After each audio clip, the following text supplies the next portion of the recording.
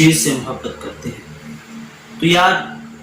سیلاب زدگان کے بارے میں بات ہو رہی تھی، جو یہ فلڈ آیا ہے، فلڈ یہ اللہ کی ایک آزمائش بھی ہے اور اللہ کی طرف سے ایک عذاب بھی ہے، کیونکہ ہم جتنی بھی حدیث شریف کا مطالعہ کر لیں یا قرآن پاک کی آیات کریمہ کا مطالعہ کریں تو ہمیں پتہ چلتا ہے، اس بات کا پتہ چلتا ہے کہ اللہ رب العزت واضح طور پہ لوگوں کو اپنے حبیب صلی اللہ تعالی علیہ وآلہ وسلم کے ذریعے خوشخبریاں بھی دے رہا ہے، اور وہ مالک رب لم یزل اپنے بندوں کو اپنے پیارے حبیب صلی اللہ تعالی علیہ وسلم کے ذریعے سے ڈر بھی سنا رہا ہے اور عذاب کے بارے میں بھی بتلا رہا ہے۔ آج ہم پہ یہ آفتیں کیوں آ رہی ہیں، اور یہ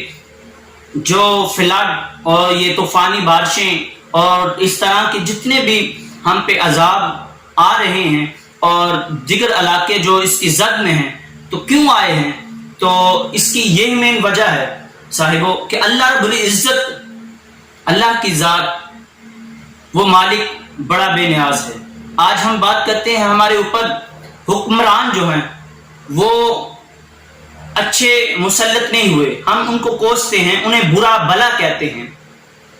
ہم ان پہ تنقید کرتے ہیں۔ میں کہتا ہوں صاحب اپنا آپ جھانک کے دیکھیں ہمارا اندر ہے کیا، اور ہمیں پتہ چلے گا ہمارے اندر کیا ہے۔ ہم دوسروں کو تنقید تو کرتے ہیں صاحب، جب ہم اندر سے میلے ہیں، میل رکھتے ہیں ہر دوسرے بندے کے بارے میں، ہم پھر اپنے اوپر حکمران جو نافذ ہونے والا ہے ہم اس کو حسن بصری کہیں یا پھر غوث اعظم کہیں یا پھر محمد علی قاسم جیسا سمجھے، نہ بھائی نہ، ہمیں اس طرح کا تصور رکھنے نہیں چاہیے، کیونکہ ہمارا معیار جو ہے وہ معیار اعلیٰ نہیں ہے، ہمارا معیار ہی گھٹیا ہے۔ تو ہمارا معیار جب گھٹیا ہوگا، جس طرح ہم کسی بازار میں جاتے ہیں،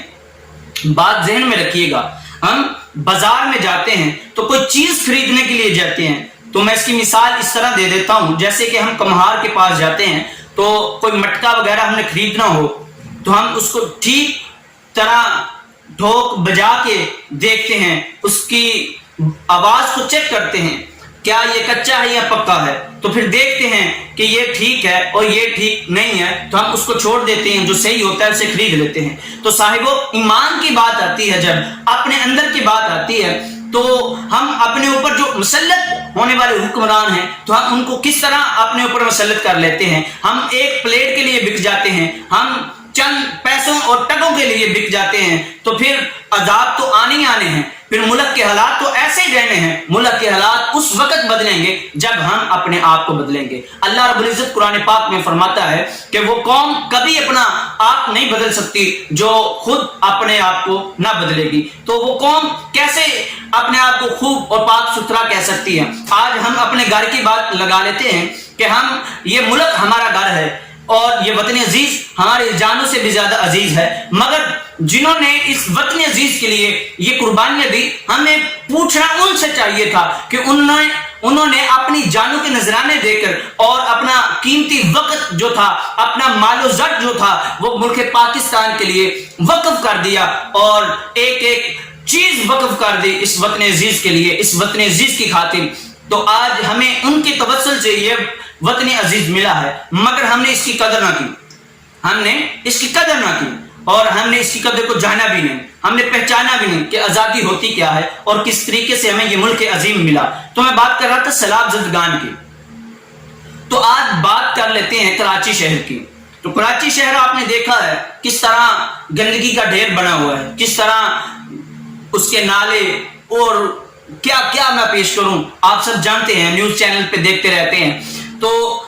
ہر طرف گندگی ہی گندگی نظر آتی ہے۔ اس کی مین وجہ اور ریزن کیا ہے؟ اس کا مین وجہ اور ریزن یہ ہے، کیونکہ میں شہر سیالکوٹ کا رہنے والا ہوں، اور تو ہمارے شہر سیالکوٹ میں بھی یہ ایسے اس طرح کے واقعات پائے جاتے ہیں۔ کیا لوگ اپنے گھر سے صفائی کرتے ہیں، جو کوڑا کرکٹ ہوتا ہے اسے اٹھا کر اپنے گھر کے باہر پھینک دیتے ہیں، حتیٰ کہ حکومت وقت نے کوڑا دان بھی بنا رکھے ہیں، مگر ہم ان میں کوڑا نہیں پھینکتے، ہم اس میں کچرا وغیرہ جو وہ نہیں پھینکتے۔ اس کی مین ریزن یہ ہے کہ جب ہم اپنے گھر کے آگے گندگی کا ڈھیر لگا دیتے ہیں تو آج پھر وقت پہنچا ہے ہم لوگوں پر کہ کراچی شہر جو ایک عقائد کا شہر تھا، خوبصورت شہر تھا، وہ گندگی کا ڈھیر بن چکا ہے. جگہ جگہ گندگی ہے. جب پانی آتا ہے تو اس کو گزرنے کے لیے بھی راہ چاہیے ہوتا ہے. تو جو نالے ہیں ان کا جو انتظام ہے وہ انتظامیہ بھی سوئی ہوئی ہوتی ہے. جب پانی آ جاتا ہے تو پچھلے دنوں میں نے دیکھا کہ پانی آیا سیلاب کے دنوں میں کراچی میں، تو وہاں پہ جو کچرا اٹھانے والی چیزیں ہوتی ہیں، جس طرح ویکسی ایکٹر ہوتا ہے یا کرین وغیرہ لگا لیں، وہ چیزیں جو ہوتی ہیں ٹریکٹر وغیرہ ٹرالی وغیرہ استعمال کی جاتی ہیں کچرا اٹھانے کے لیے، تو وہ پانی کو یوں اٹھا رہے تھے اور پانی ٹرالی میں پھینک رہے تھے اور اپنا وقت صرف کر رہے تھے اور قوم و ملت کا پیسہ ضائع کر رہے تھے. اگر آج ہم چاہتے ہیں کہ ہمارا وطن عزیز پاکستان مضبوط ترین پاکستان بن جائے اور مضبوط ترین ملک بن جائے اور سب کی آنکھوں کا تارا بن جائے، تو پھر ہم کو اس کی صفائی کا بھی خیال رکھنا چاہیے. اور دوسری بات، عذاب آتے ہیں، سیلاب آتے ہیں، طوفانی بارشیں آتی ہیں، تو زلزلے آتے ہیں، ان سب کی وجہ کیا ہے؟ آج ہم سب اپنے آپ کا محاسبہ کریں، ہم کدھر جا رہے ہیں اور کن کے نقش قدم پہ چل رہے ہیں. آج ہم اغیار کے نقش قدم پہ چلتے ہیں اور باتیں کرتے ہیں محمد بن قاسم جیسی، ہم خیال کرتے ہیں کہ سلطان صلاح الدین ایوبی جیسا حکمران آئے گا، ہم یہ توقع کرتے ہیں کہ مولا کائنات شیر خدا جیسا سجاد کا علمدار ہمارا حکمران آئے گا. ہم سوچتے ہیں کہ حضرت عمر فاروق جیسا علمدار عدل کا پہرے دار آئے گا. نہ بھائی نہ، اس طرح ہمارا حکمران نہیں آ سکتا. حضرت عمر فاروق مراد مصطفیٰ دماد حضرت مولا کائنات شیر خدا، آپ فرماتے ہیں کہ میری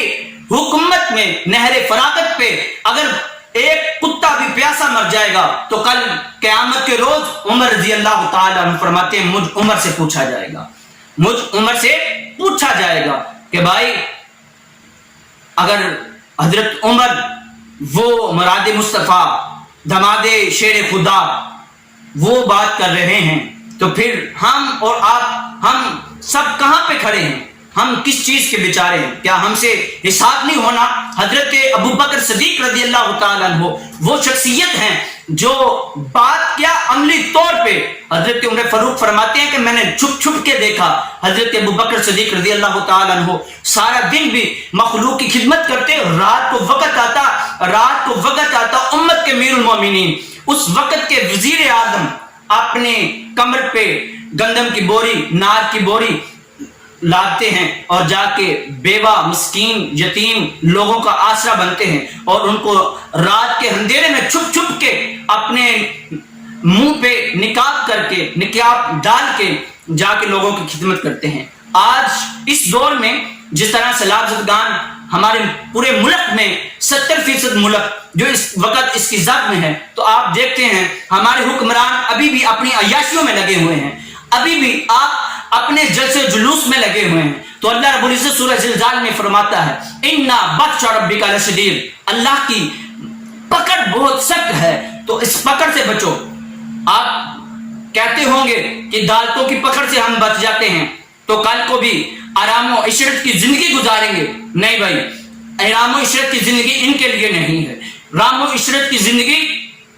ان لوگوں کے لیے ہے جنہوں نے حضور نبی رحمت صلی اللہ علیہ وسلم اور اللہ کے بتائے ہوئے طریقے پر پوری زندگی کو صرف کیا ہے. آرام و عشرت ان لوگوں کے لیے ہے اور ان لوگوں کے لیے ہرگز نہیں ہے جو لوگ یہ سمجھتے ہوں کہ ہم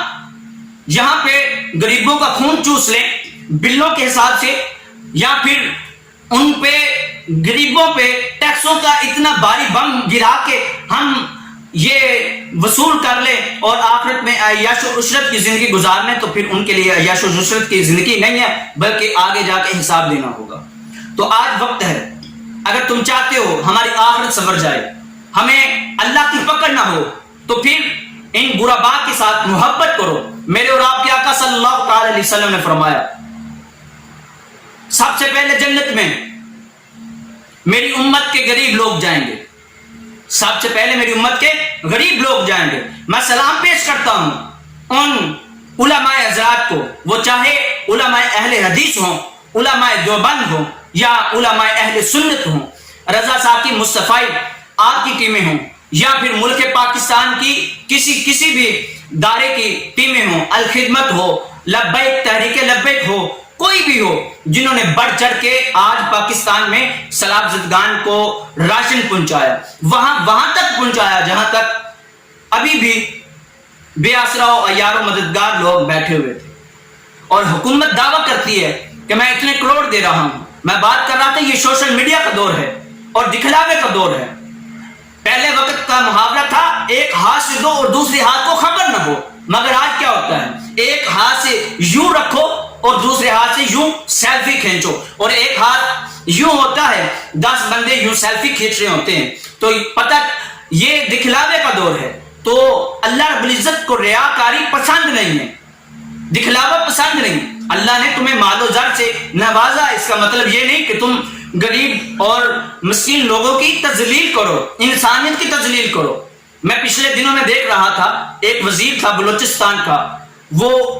کشتی میں جا رہا ہے اور لوگ اس سے ہاتھ ملانے کے لیے آگے آگے ہوتے ہیں، شاید ہماری مدد کرے گا یا ہمیں بھی اپنے ساتھ بٹھا لے گا، مگر وہ اتنا تکبر میں ڈوبا ہوا تھا، اتنا تکبر میں ڈوبا ہوا تھا، وہ انسانیت کو تو انسان، ان غریب انسانوں کو تو انسان سمجھتے نہیں ہیں، گاجر مولی سمجھتے ہیں۔ آج دیکھیں ہمارا ملک بلوچستان اس وطن عزیز کی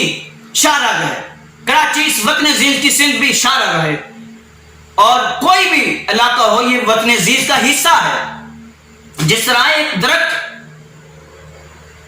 درخت اگر اس کی شاخیں کاٹ دی جائیں تو وہ درخت وہ مکمل درخت نہیں رہتا، تو یہ پاکستان ایک درخت ہے سایہ دار، تو یہ پاکستان ہر صوبے کو، ہر شہر کو، ہر نگر کو، ہر کریا کو اپنا سایہ دے رہا ہے۔ تو جتنے مغیر حضرات ہیں انہیں تمام لوگوں کا بے آسرا، بے یار و مددگار جو لوگ ہیں ان کا آسرا بننا چاہیے، ان کا سایہ بننا چاہیے۔ اللہ نے آپ کو نوازا ہے، اللہ کا شکر ادا کریں کہ آج ہم لوگ، اللہ رب العزت کا خاص کرم ہے ہم پہ، تو ہم لوگ بچے ہوئے ہیں، ہم ان کا تمسخر اڑا رہے ہیں اور ہم ان لوگوں کی بے عزتیاں کرتے، ان کی عزت کو اچھال رہے ہیں۔ تو خدا کے لیے اپنے آپ کو ضرور اس چیز پہ اپنا محاسبہ کریں کہ ہم کہاں پہ کھڑے ہیں، اور سیلاب زدگان جس طرح 16 20 فٹ پانی آیا اور لوگوں کا مال و زر ضیاع ہو گیا، وہ سسکتے ہوئے لوگ، وہ روتے ہوئے لوگ، پتہ نہیں یار کسی کا ماں چلی گئی، کسی کا باپ چلا گیا، کسی کے بچے اس کے ہاتھوں سے چھن کے، اور گھر کے گھر تباہ ہو گئے، فلڈ کی نظر ہو گئی، سیلاب کے ریلے کی نظر ہو گئی۔ آج ہمارے گھر میں کوئی آفت آ پہنچے تو کہرام مچ جاتا ہے، یار ملک پاکستان کے 70% علاقے زیر سیلاب ہیں، ڈوبے ہوئے ہیں، مال و زر ان سے چھین چکا ہے، مگر آپ اب بھی نہیں تو کب جاگو گے؟ اب بھی ہوش نہیں کرو گے تو کب کرو گے؟ خدا کے لیے اللہ سے ڈرو اور ان کے ساتھ کھڑے ہو جاؤ۔